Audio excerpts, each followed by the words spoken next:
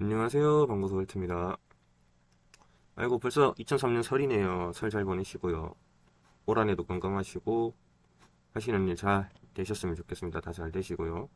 OSP 제가 11월쯤에 산 것 같거든요.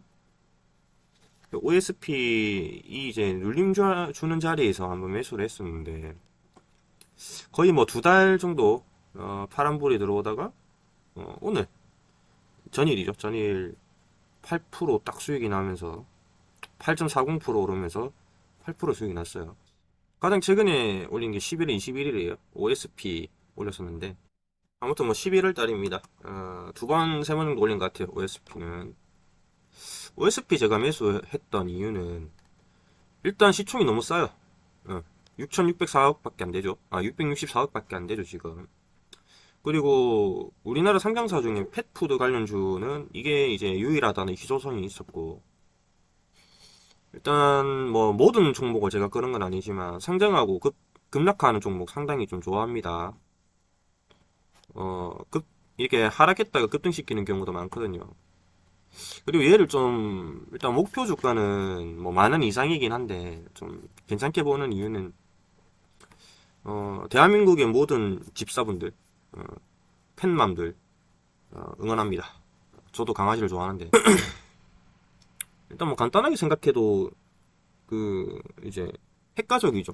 1인 가구가 계속해서 늘어나면서 반려견도 많이 키우고 반려동물 고양이 뭐 많이 키우면서 동물에 대한 애정 그런 관심도가 높아졌고 이 시장은 계속해서 커 나가니까는 뭐 애견 보험 같은 것도 생기는 거라고 생각하고 매출은 계속해서 좋아지지 않을까 이런 생각을 들고 있고 일단 여기서 제가 하고 싶은 말은 뭐냐면 자 이렇게 두 달 동안 하락을 해도 결국에는 수익을 주잖아요. 그쵸 여러분? 그러니까 너무 근시안적으로 안 봤으면 좋겠어요. 주식 투자하는데 여러분들이 가지고 있는 주식이 한 달, 두 달 동안은 물론 1년 동안도 안 갈 수도 있지만 회사에 대한 그런 뭐 종목에 대한 믿음이 어느 정도 있으면 그리고 여러분들이 투자한 근거가 좀 타당하다 싶으면은 좀 길게 들고 가보는 거 오히려 빠지면은 더 매수를 해보는 거 저는 항상 주식 투자를 그런 식으로 하기 때문에 제가 가지고 있는 종목이 좀 하락한다 해도 그렇게 뭐 큰 영향을 안 받습니다. 심적인 데미지가 전혀 없어요. 내가 이 종목을 픽을 했다는 거는 나한테 강택이 됐다는 거고, 지금은 좀 안 좋은 모습을 보일지 몰라도 나중에 좋아질 거다라는 그런 생각으로 주식 투자를 하는 거지, 뭐, 무분별하게 잘 안 들어갑니다. 예. 일단 뭐, 포트폴리오, 분산을 잘 해야 되겠죠. 그니까 아무튼 뭐, 두 달 동안 조정을 받았고, 일단 상승세를 보여줬고요. 거래량이 뭐 나쁘진 않네. 이게 한 100억 되나? 180억이고요. 오늘이 한 100억 되네요. 100억입니까? 수급이 좀 살아나고 있다는 생각이 들어요. 물론 또 조정받을 수도 있겠지만 어쨌든 뭐 나쁘지 않은 모습을 보여줬습니다. 뭐 분봉상 단기 수급도 강해요. 강하기 때문에 이게 끝이 아니다. 혹시 눌림목을 준다면 조금 더 조정을 받고 한 번 더 큰 상승이 나올 가능성이 높지 않을까 이런 생각이 들고 외국인이 오늘 많이 샀군요. 매수를 많이 했고 살려면 이때 사든가 그쵸? 이때 사든가. 그러니까 외국인도 호구들이 좀 많아요. 어쨌든 OSP 뭐 좋은 모습 보여줬고요. 레인보우 로보틱스 보면서 느끼는 게 뭐냐면 역시 장기 투자를 하고 좋은 종목, 성장성 높은 가치 있는 종목을 그냥 몇 개만 추려서 그것만 집중적으로 투자해도 괜찮을 것 같다. 뭐 이런 생각이 좀 들어요. 레인보우 로보틱스는 제가 예전부터 꾸준히 추천드렸던 종목이고 2만원 밑에서도 추천드렸던 종목인데 지금 결과가 이렇게 나왔잖아요. 물론 제가 지금 가지고 있는 건 아니고 저도 뭐 100% 정도 수익은 냈지만 제가 여기서 팔았거든요. 이때 이때 4만원 이때 팔고 매매를 한 세 번 정도 했습니다. 매매를 여기서도 제가 매매를 했었고 조정받는 자리에서도 한번 팔고 다시 사가지고 여기서 또 팔고 하면서 한 100%좀 되는 수익을 가져갔던 것 같아요. 근데 이런 모습 제가 보니까 역시 이게 제 그릇이 이것밖에 안 되지만은 손가락을 잘라버려야 되나 그런 생각이 들어요. 제가 레인보우 로보틱스가 10만원은 넘어갈 거다라는 생각했는데 이렇게 빨리 M&A가 될 줄은 몰랐어요. 기술력은 우리나라에서 탑이다. 소프트웨어, 로봇에서 소프트웨어 쪽에서 레인보우 로보틱스만한 게 없다고 생각한 게, 정의선 회장이 보스턴 다이내믹스 인수하면서 소프트뱅크로부터 인수를 했죠, 지분을. 그 사들이는 거를 보고, 그게 한 1년인가 2년 전에 8월인가 9월인가 하면 그랬던 것 같은데, 그걸 보면서 제가, 이건 그, 이제, 노하우 같은 건데, 그런 거를 보면, 큰 기업이 큰 기업을 샀잖아요. 1조를 주고 산 건데. 뭔가 패러다임의 변화가 생기는 거니까, 그거에 파생되는 게 뭔가, 이런 것도 생각해 보세요, 여러분. 제가 그런 거 보면서 이제, 이 현대차, 이게 차량 모빌리티가 좀 더 발전할 것 같다. 뭐 이런 생각이 좀 들었고요. 그런 걸 보고, 우리나라에서는 그런 회사가 뭐가 있을까? 이런 생각을 하면서, 이제, 한참 그 생각을 하고 있을 때 또 신문 보니까, 레인보우 로보틱스 관련돼 있는 또 뉴스가 또 나오더라고요. 한국의 뭐, 보스턴 다이내믹스 이래가지고. 그래가지고 이제 궁금해서 좀 찾아봤던 거죠. 그랬는데, 제가 SPG라는 회사 좋게 본다 했는데, 그 감속기로 이제 실적이 계속해서 올라오고 있는 회사인데, 레인보우 로보틱스도 자체적으로 감속기 기술을 가지고 있더라고요, 또. 거기다가 이제 소프트웨어 기술을 독보적인 분야로 가지고 있으니까, 이런 회사는 템백을 갈 수밖에 없다. 근데 이렇게 상장하고 뭐 얼마 됐다고 벌써 이렇게 되나, 그런 생각이 좀 드는데, 뭐 그런 것 같습니다. 현대가 보스턴 다이내믹스를 잡아먹으니, 삼성도 그에 발맞춰 나가는 게 아닌가. 뭐 이런 생각이 들고요. 자, 여기서 좀 더 나가면은, 삼성이 이제 레인보우 로보틱스를 잡아먹으니, 이 파생되는 부분이 뭐가 있을까 이런 생각을 또 해보면 되겠죠. 그러면은 아마 삼성 같은 경우에는 이제 차세대 먹거리로 뭐 바이오 시밀러라든지 바이오 쪽 이런 쪽도 많이 키우고 있거든요. 그런 거 보면은 뭐 이제 바이오 쪽도 발전을 할 수 있는 거고 이제 시스템 반도체 쪽으로도 뭐 좀 더 높은 그런 업그레이드가 될 수 있지 않을까 이런 생각을 하면서 그거 관련돼 있는 또 종목을 또 마인드맵 하는 것처럼 찾아볼 수도 있는 거고요. 그렇게 봅니다. 그리고, 어쨌든 손가락을 잘라야 되나? 그런 생각이 들었고, 가치 투자를 해야 된다. 장기 투자, 역시 장기 투자가 답이다. 이런 차트쟁이들은 백날 해봐야 힘만 들고, 없어요, 결국. 차트 보면서 하면은, 결국 남는 게 없는 것 같아요. 결국 돈 다 썼어요. 팔아가지고, 저는 또 생활비로 쓰거든요. 막, 뭐, 호텔도 가고, 뭐, 맛있는 거 먹고, 뭐, 백화점도 가고 하면서 돈을 다 써버리는데, 남는 게 없는 것 같습니다. 이렇게 했으면 진짜 큰 수익이 났을 거 아니에요. 그쵸? 350%는 올랐을 건데. 좀 아쉽다는 생각이 들고, 제가 항상 갖고 있다가 팔고 나서 템백을 가는 종목들을 보면서, 같이 투자를 해야 되는데, 이게 너무 힘들어요. 장기 투자하기가 너무 힘든 것 같아요. 그래서 이게 그릇이 100%, 200%가 한계니까, 언제쯤이면 1000%를 먹어볼까, 이런 생각이 드는데, 쉽지가 않습니다. 좀 더 그릇을 키우도록 하겠습니다. 체급을 키울게요. 그 다음에 예전에 이제 비오를 제가 추천 한 10번 넘게 드린 종목이죠. 재작년인가? 작년에 이제 2021년도에 얘도 역시 마찬가지예요, 여러분. 어제 일단 쌍바닥 찍고 급등을 해줬는데 이거 아직도 안 팔고 있거든요. 비올은 제가 뭐라고 하면서 추천드렸냐면 이제 미국 쪽, 아메리카 쪽에 이제 뭐 인프라 확충 중이고 이런 그 세세한 작업이 끝나면은 고객 만족도가 높기 때문에 그 이 부가가치가 높은 시장이라서 비올 같은 경우에는 이제 회사가 좋아질 거다 이런 말씀을 드렸었죠. 기억나십니까? 비올은 10번 넘게 추천드린 종목이기 때문에 아마 아시는 분들은 아실 거라 생각하고 100% 넘게 상승했어요. 자, 이것도 마찬가지죠, 여러분. 자, 이렇게 이제 제가 추천을 드렸던 이 가격대고 이게 평단가면은 네? 이런 평단가에서 여러분들이 제가 항상 하는 말 있죠. 적금 넣듯이 투자를 하라. 적금 넣듯이 뭐 사고 했으면 평단가가 한 2,000원에서 2,200원 사이 맞춰지지 않았을까 이런 생각이 들고요. 물론 이렇게 팔았을 수도 있겠죠. 그때도 추천드리고 이 주가 올랐던 거 기억나는데 떨어졌을 때도 한번 매수를 해야 되지 않나 그런 말씀드린 것 같은데 기억이 안 나네요. 아무튼 이제 2,000원에서 이제 추천을 드린 종목인데 어제 100% 올랐습니다. 이거는 가지고 있어요. 희한하게 또. 아직 제 그릇 다 안 찼기 때문이겠죠. 또 뭐 한 몇십 프로 더 오르면 또 팔겠죠. 소심해가지고. 그러면 안 되는데. 손가락을 잘라야 되나? 어쨌든 뭐 수급도 괜찮고 일단 이거 망치 나왔죠. 나쁘지 않은 망치인 것 같습니다. 여기서 매물대 소화를 하지 않았을까? 일단 한 번 더 시세 분출하고 떨어질 거라 생각합니다. 일단 좀 더 수익을 가져가면서 팔도록 하겠습니다. 1년 걸렸죠. 1년 더 걸렸습니다.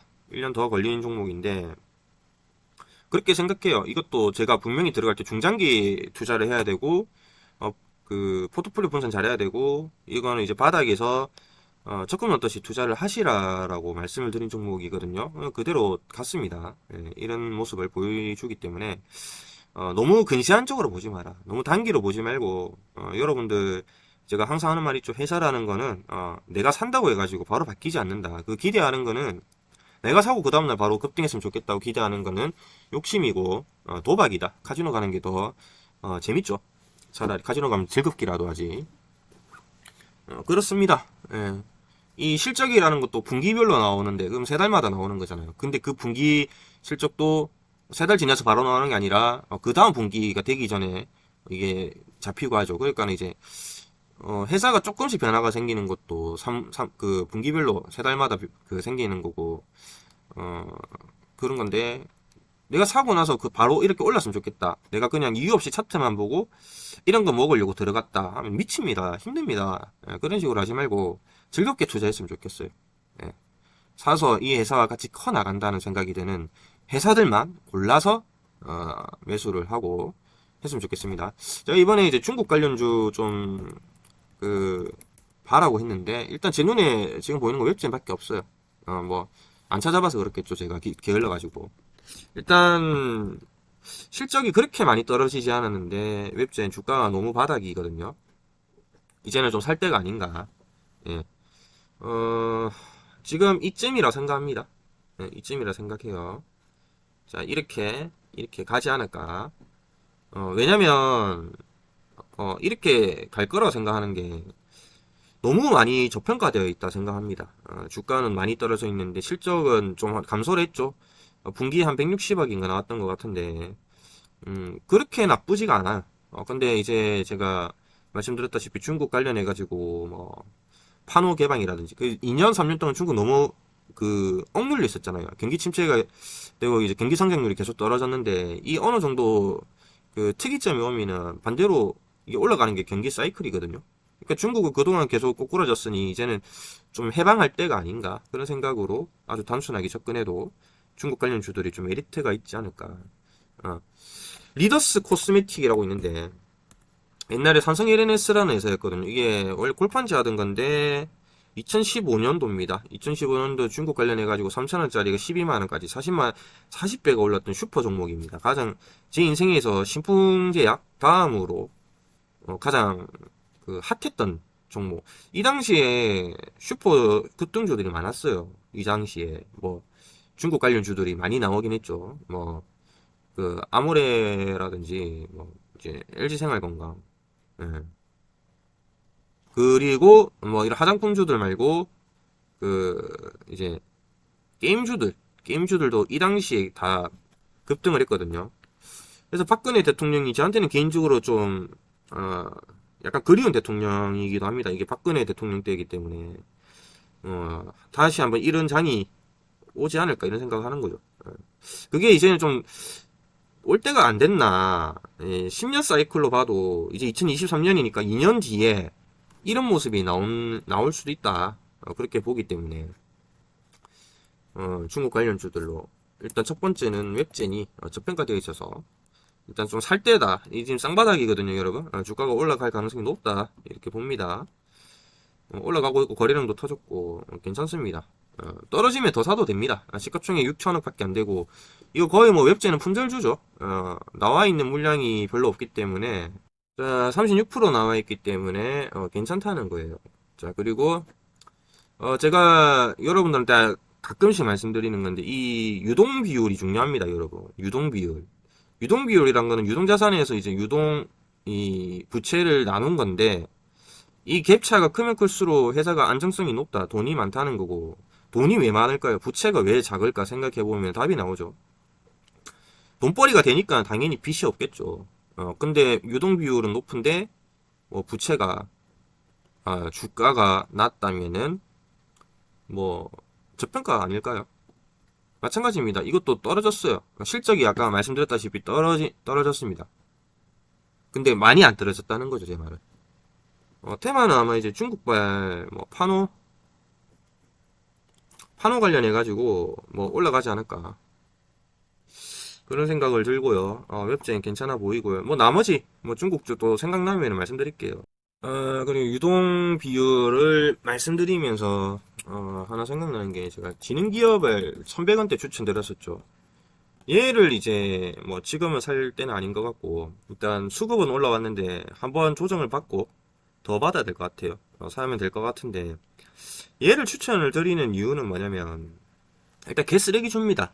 예, 잡주긴 한데 일단은 이런 파동이 보여주죠. 제가 이 지능기업을 예전에 추천드릴 때 이 자리에서 추천드렸는데 추천드릴 때도 이런 파동이 나올 거다라고 했어요. 그 팔면 된다 했습니다. 그대로 갔죠. 예, 60% 70% 상승해줬거든요. 이렇게 60% 상승해줬죠. 예. 이게 1100원짜리가 1700원까지 갔어요. 음? 말 그대로 갔죠. 여기서 추천드린 종목이 바닥에서 완전 바닥에 추천드렸잖아요. 사야 된다고. 예. 얘를 좋게 본다기보다는 역발상 투자를 한번 해봐라. 안 좋았다가 이제 다시 이제 좋아지기 시작하는 회사는 주가가 많이 올라갈 수도 있다. 뭐 재개발이라든지 뭐 그런 테마가 엮이면서 주가가 한번 크게 한 3천원까지도 가능하지 않을까 이런 생각이 들거든요. 다시 사면 됩니다. 좀 이따가. 지능기업 같은 경우에도 보면은 또 시총이 좀 무겁긴 해요. 주가 대비해서 주식수가 좀 많다는 건 있는데 채무가 많았죠. 부채 비율이 높았는데 최근 들어서는 그 유동 비율이 조금씩 개선이 되고 있는 게 보이죠. 부채 비율이 이제 많이 줄어들고 근데 이제 주가가 완전 바닥이란 말입니다. 주가는 완전 바닥이에요. 이 21년 12월 8일 기준인데 나이스거든요. 나이스에서 기업 분석을 한 건데 간단하게 이제 하이라이트만 뽑은 거죠.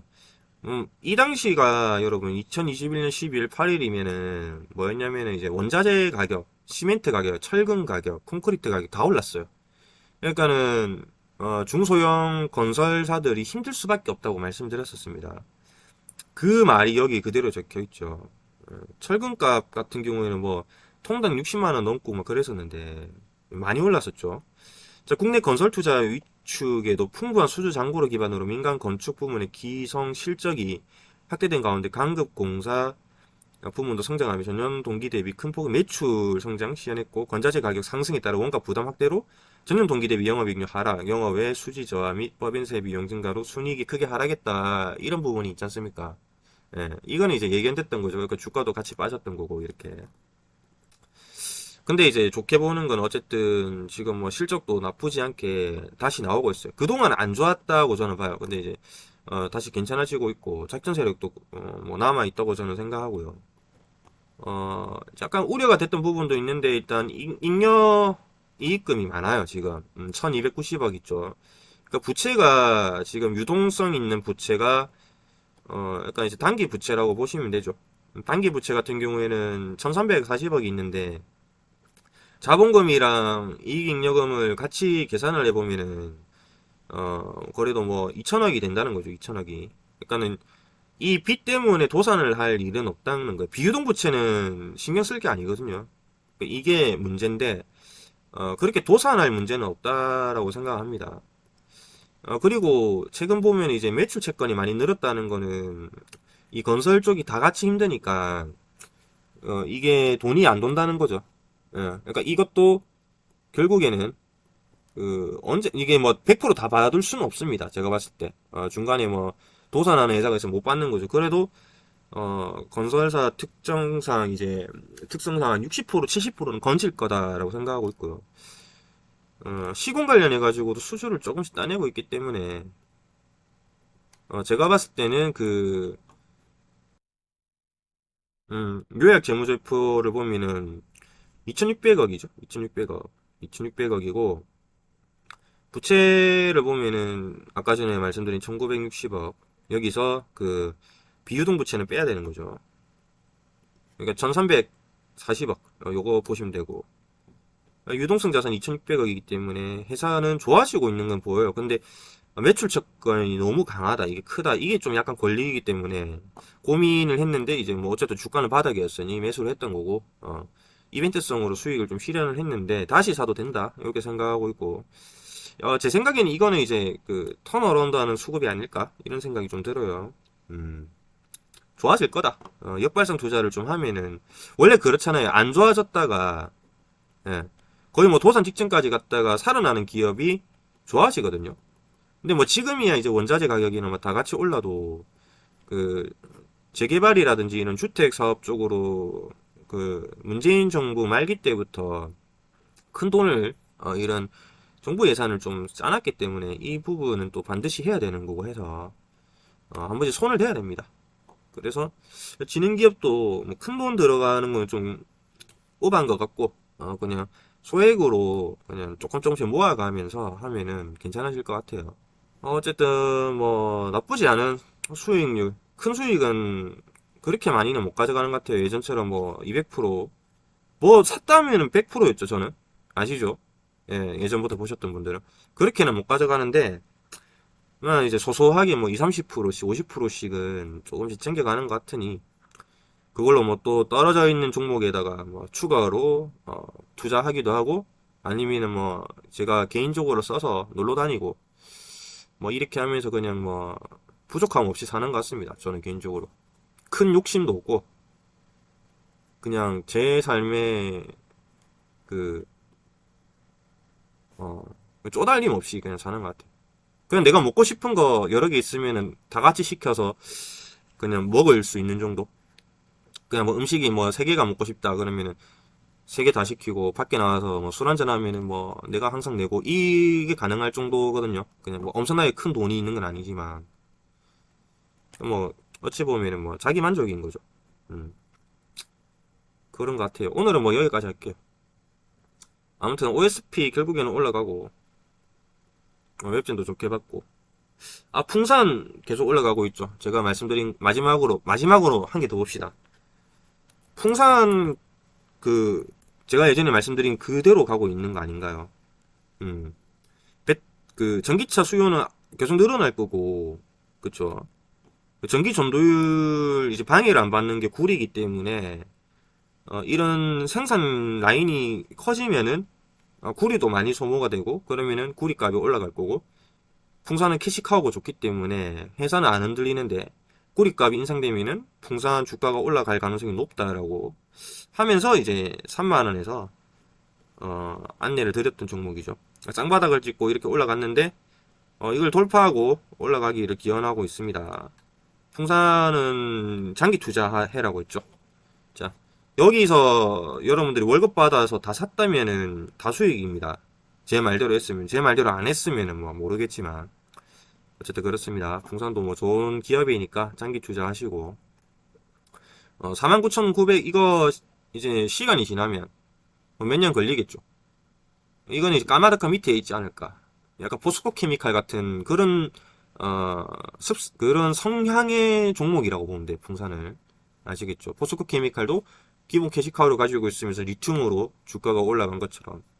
어쨌든 뭐 배터리 그 전기차 생산 라인이 많아지면 많아질수록 생산량이 지금 한 1년에 400만 대 정도 나오는데, 2030년이 넘어가면은 1000만 대는 그냥 넘어가겠죠. 그렇다면은 이런 회사들은 주가가 못해도 2배, 3배 이상은 가 있을 거고, 그냥 욕심 부리지 말고 바닥에서 차근차근 매수하셨으면은 그냥 안 흔들리고 가져가면 됩니다. 예, 그러면 한번 시세 분출하면 매도하고 또 사고 하면 되니까.